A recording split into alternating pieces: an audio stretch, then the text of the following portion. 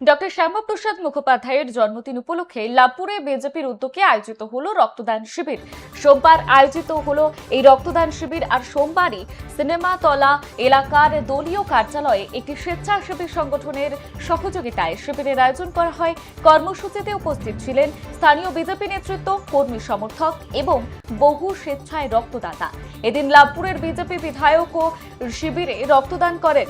আয়োজকদের দাবি, সমাজের প্রয়োজনে রক্তের যোগান বাড়ানোর পাশাপাশি মানব সেবার বার্তাও ছড়িয়ে দিতেই এই উদ্যোগ নেওয়া হয়েছে। পাশাপাশি বিকেলে দলীয় কার্যালয়ে গীতা পাঠেরও আয়োজন করা হয় বলেই আয়োজক সূত্রে জানা গিয়েছে।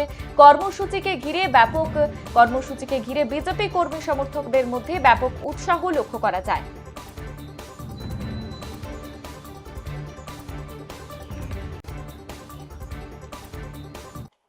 অনির্বাণ চলে আসুন একসাথে মাইকে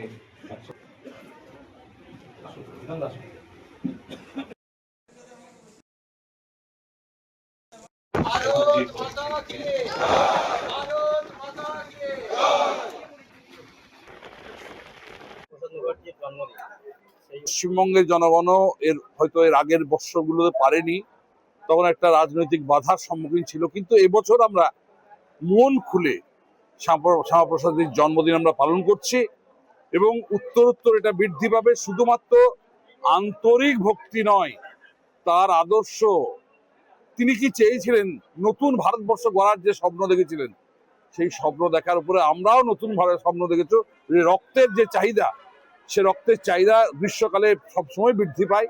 আমরা চেয়েছিলাম যে তার প্রতি, তাকে মাথায় রেখে, তার প্রতি শ্রদ্ধা জানিয়ে আজকে এই ব্লাড ডোনেশন ক্যাম্পের আমরা শুভ উদ্বোধন করেছি। আমি প্রথম রক্ত দিলাম, আরো প্রচুর মানুষ এখানে রক্ত দেবেন এবং রক্ত দেওয়াটা একটি মানুষের প্রাণ বাঁচবে এবং তার মধ্যে দিয়ে শ্যামাপ্রসাদ যে আবার নতুন করে আমাদের শ্রদ্ধা জানানো হবে, এটা ভেবেই আজ রক্তদান ছিল।